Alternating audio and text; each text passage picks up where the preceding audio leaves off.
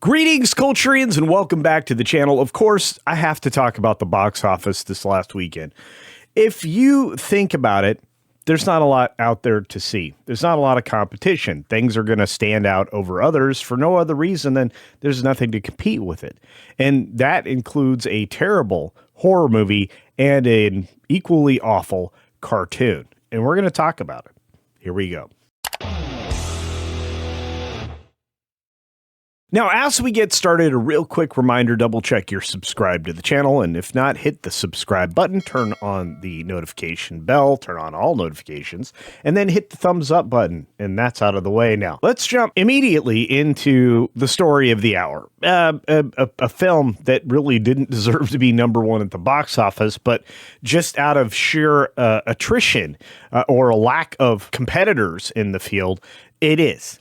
And it's not for any special reason, and it's not because this is the new starting point for Pixar. In fact, this is one of the low points for Pixar, despite claims being made on the internet. But if you take a look at the fact that they had to cheat an extra preview day in here to make this thing be competitive, well, that's an entirely different matter altogether, and we'll get to that in a moment. But Pixar is toast. This is the headline that caught my eye and I wanted to grab. Thanks to WDW Pro for writing it, and obviously for that Park Place for putting it up.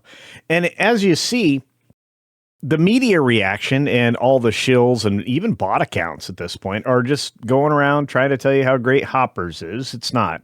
It's a terrible derivative film that really, leaned into female power message, which is the same with the weird The Bride Frankenstein film, and we'll get to that in a moment. But the overblown reaction to this is embarrassing, especially for the box office promoters, places like The Numbers and Exhibitor Relations and a few other people out there. This is embarrassing to hang your hat on. Because if you've been paying attention to social media this weekend, you'll notice that there is a full court press underway to promote Hoppers, the mediocre new film from Pixar, as well as an effort to convince you Pixar knows that they have a problem and they're fixing it. Are they, though? Are they? I don't think I would go that far.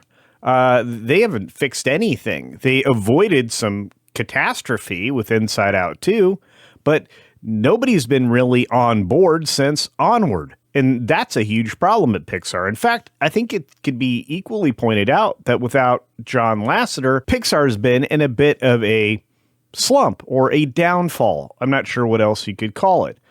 But everywhere you look, from Rotten Tomatoes to X to Instagram, Hoppers is the greatest Pixar thing made since the last Pixar thing. And that's the other problem.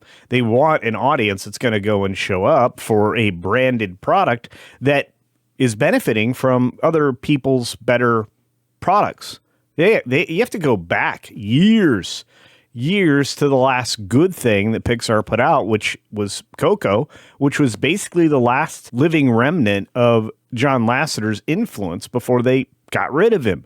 And they've been paying for that error for a long, long time. And actually, Pearl points that out, saying this is the greatest thing since Coco.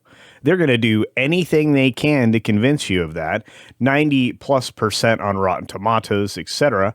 Previews box office results that are slightly up from other original Pixar IPs.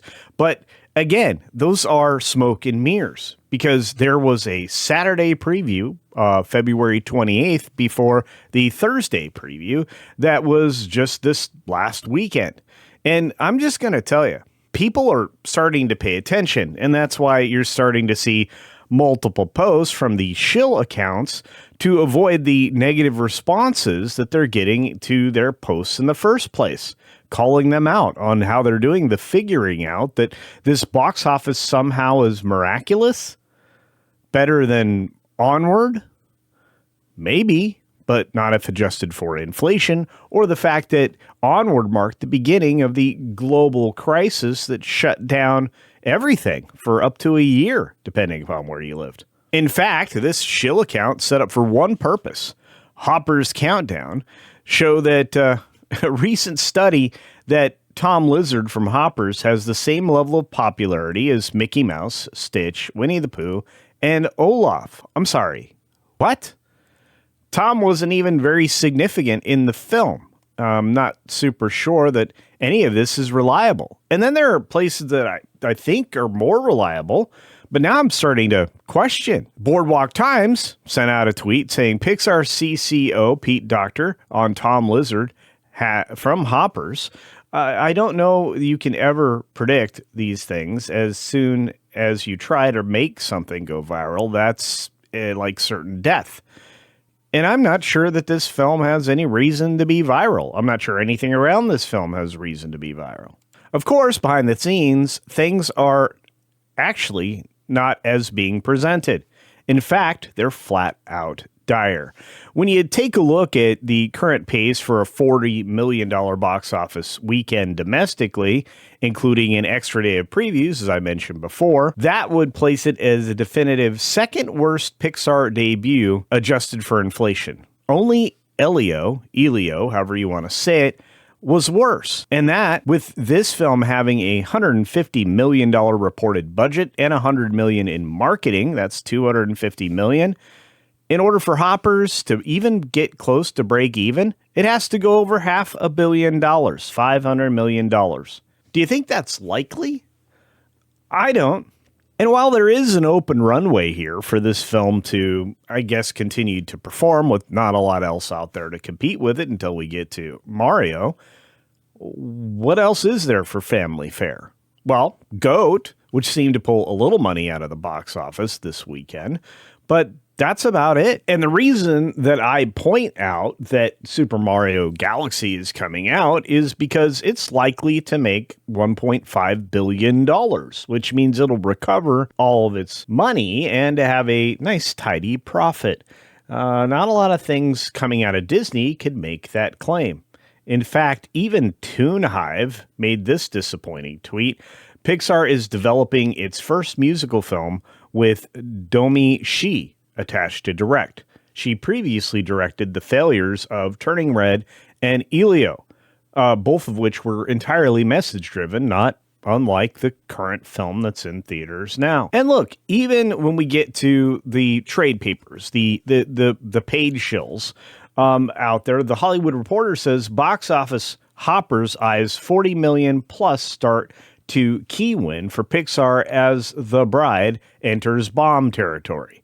Well, yeah, but first of all, The Bomb is an R-rated film that was disastrous, and even its promotion, directed by Maggie Gyllenhaal, who I don't think is qualified to do this, or at least she's not demonstrating quality here. And this first paragraph is, well, kind of depressing. Pixar is most assuredly preparing to celebrate the opening of Hoppers, which is safely on its way to a first-place finish at the weekend box office. With an opening of $40 million or more domestically, if anything, it'll be, I think, at max 46 million, I should say. That would deliver the biggest launch for any Hollywood animated original film since 2017's Coco, also from the Disney-owned studio. And again, while true, not exactly quite, but somewhat true, Onward still beat this. Again, adjusted for inflation and when you realize that it had such a limited run in theaters, but Onward actually did pretty well despite all of its many hurdles. Globally, Hoppers is looking worldwide to start off at $85 million. That's not very good. If you think about the $42.5 million that the takeaway could possibly be from this box office for the studio, they're looking at quite the hole. And you know what? I don't expect it to improve much. But again, the other story this weekend is just how bad The Bride was. It's the latest example of a new wave of feminist horror. Hang on a minute. Did we need that? I doubt it. It didn't do very well, and it's certainly not going to break any box office records. What does it say about women in control? Well, they destroy things, and I think they're learning that. Early results from the Hollywood Reporter are reporting that Hoppers redeems Pixar in bounding to $46 million U.S. win. Of course, The Bride suffers a $7.3 million bomb, and that film is most likely dead. Are you surprised? I'm not. So as I wrap up, let me ask you this question. Was this largely predictable? Did you even know that this film was coming out? A lot of people in my earlier video about Hoppers said they didn't even know this was a thing. And it was. And a lot of people missed it just because the marketing wasn't targeted properly. And Pixar and Disney may have just absolutely blocked themselves off from the family-friendly audience. So was this predictable? Let me know your thoughts in the comments section down below. Oh, and if you have any other thoughts that I didn't address during the course of this video, let me know them. I oftentimes respond to comments not just in the chat, but by making another video. And maybe, just maybe, this is my last Hoppers video, but maybe not. As always, be sure to take care of yourself, take care of others, and until next time, see ya. But not at any more Pixar movies. Sorry.